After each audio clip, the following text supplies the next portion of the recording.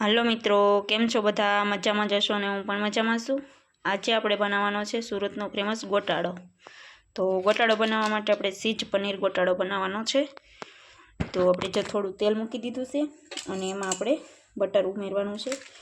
આપણે તમારે ખાલી તેલમાં વઘાર કરવો હોય તો પણ તમે કરી શકો છો અને બટર અને તેલ ભેગું કરીને પણ વઘાર કરી શકો છો। બટર નાખો તો થોડો ટેસ્ટ સારો આવે છે।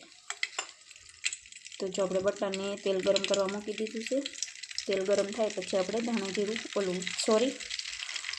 હિંગ અને રાઈ જીરું એડ કરી તો પહેલાં આપણે સરસ ગરમ થવા દઈશું।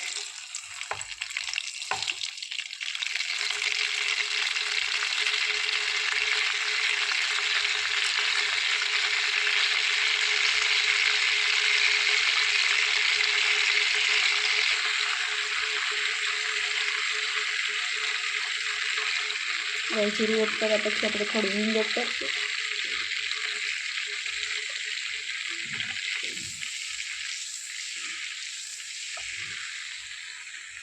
રાઈ જીરું છતરાઈ જાય પછી આપણે ઝીણી કાપેલી ડુંગળી એડ કરવાની છે। આ રીતની ઝીણી ડુંગળી અને ટમેટા ઝીણા કાપી લેવાના છે।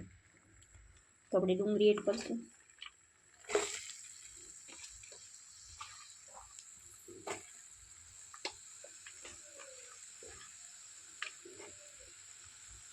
ડુંગળી છતરાઈ છે અને સરસ રીતે પાકી જાય ને ત્યાં સુધી આપણે ડુંગળીને આમનામ જ છડવા દેવાની છે। પછી આપણે ટમેટું એડ કરવાનું છે।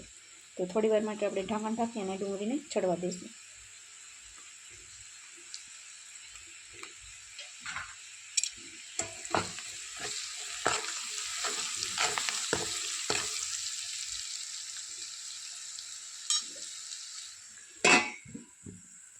તો જો આપણે ડુંગળી સરસ છતરાઈ ગઈ છે, હવે આપણે એમાં ઝીણું કાપેલું ટમેટું ઉમેરી દઈશું।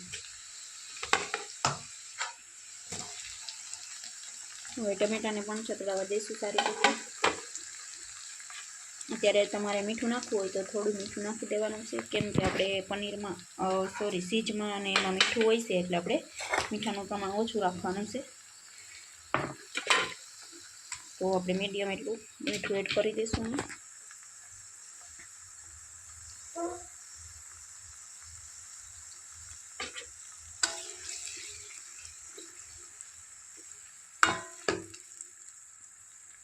પછી આપણે થોડી વાર ઢાંકી અને સડવા દઈશું ટમેટાને।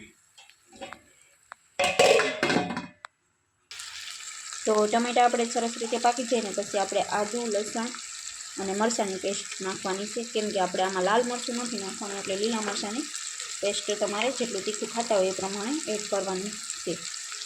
તો આપણે લીલા મરચાં એડ કરી દીધા છે, આદું, લીલા મરચાં અને લસણ। આ સરસ રીતે સડી જાય અને ગ્રેવી જેવું થઈ જાય ને પછી આપણે મસાલા એડ કરવાના છે। મસાલામાં આપણે હળદર લઈશું, ગરમ મસાલો નાખશું। તમારે ગરમ મસાલો ન નાખવો હોય તો જે આપણે શાકનો એક મસાલો આવે છે કિચન કિંગ મસાલો, એ તમે એડ કરો તો પણ ચાલે। અને આપણે આ ધાણા જીરું એડ કરશું। મસાલામાં આપણે એટલું જ નાખવાનું છે, લાલ મરચાં નથી નાખવાના।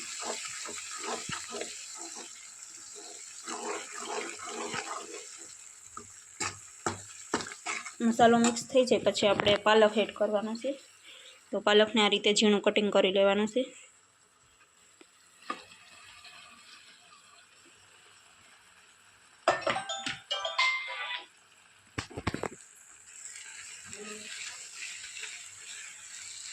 તો જો આપણે પાલકને હવે સરસ રીતે ચડવા દેવાની છે ને મસાલામાં આપણે એકદમ ગ્રેવીની જેમ થઈ જાય ને ત્યાં સુધી ચડવા દેવાની છે પાલકને। પાલક આપણે સરસ રીતે ચડી જાય ને પછી આપણે ખાંડ એડ કરવાની છે, સુગર, એટલે થોડી આપણે સ્વાદ પ્રમાણે મીઠાશ પ્રમાણે થોડી એવી જ એડ કરવાની છે, વધારે એડ નથી કરવાની। હવે થોડી વાર માટે ઢાંકીને પનીર અને સીઝને આ રીતે આપણે ખમણી લેવાનું છે। આપણે આ પનીર છે અને આ સીઝ છે, તો એને બંનેને આપણે આ રીતે ખમણી લીધું છે। આપણે જે ભાજી શેકવાનું હોય ને એનાથી આપણે આ રીતે અને ટમેટા અને પાલકને એને થોડું થોડું પ્રેસ કરી દેવાનું છે, એટલે ગ્રેવી જેવું સરસ થઈ જાય। પછી આપણે પનીરને સીઝ એડ કરવાનું છે।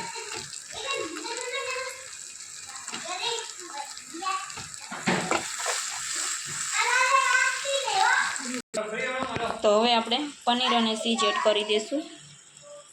પહેલાં આપણે ચીઝ એડ કરી દઈએ.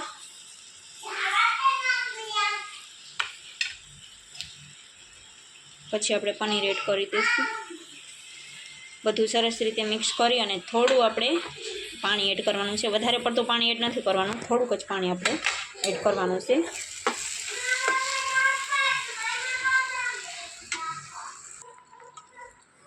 આ રીતે સરસ મિક્સ થઈ જાય પછી આપણે થોડી વાર માટે ચડવા દઈશું અને પછી થોડુંક પાણી આપણે એડ કરવાનું છે. વધારે પડતું એડ નથી કરવાનું, થોડું પાણી આપણે એડ કરવાનું છે.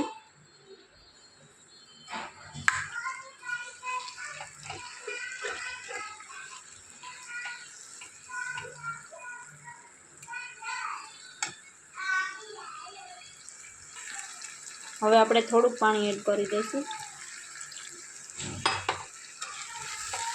પછી થોડી વાર માટે આપણે ચડવા દઈશું. પછી આપણે ગેસ બંધ કરી દઈશું. થઈ જશે આપણો પનીર ગોટાળો ચીઝ તૈયાર. તો આપણો ચીઝ પનીર ગોટાળો થઈ ગયો છે રેડી. તમે બધા જોઈ શકો છો મસ્ત મજાનો આપણો ગોટાળો બનીને થઈ ગયો છે કમ્પ્લીટ. હવે આપણે ઉપરથી થોડું બટર એડ કરવાનું છે. પછી આપણે ગેસ કરી દેવું બંધ. અને આ તમે પાઉં સાથે કે ઢોસા સાથે ખાઈ શકો છો. મસ્ત મજાનો આપણો ગોટાળો બની ગયો છે. તો હાલો બધા ગોટાળો ખાવા. તો આપણે હવે પાઉંને શેકી લઈશું. જે પાઉંભાજીના પાઉં આવે છે ને એ જ આપણે લેવાના છે. આ રીતના એને આપણે તવા ઉપર બટરમાં કે તમે તેલમાં કે ઘીમાં તમે શેકી શકો છો પાઉંને. તો આપણે મસ્ત મજાનો ગોટાળો છે રેડી. તો હાલો બધા ગોટાળો ખાવા. આવા નવા બ્લોગ જોવા માટે અમારી ચેનલને સબસ્ક્રાઈબ ન કરી હોય તો સબસ્ક્રાઈબ કરી દેજો. ફરી મળીએ નવા બ્લોગમાં. ત્યાં સુધી બાય બાય.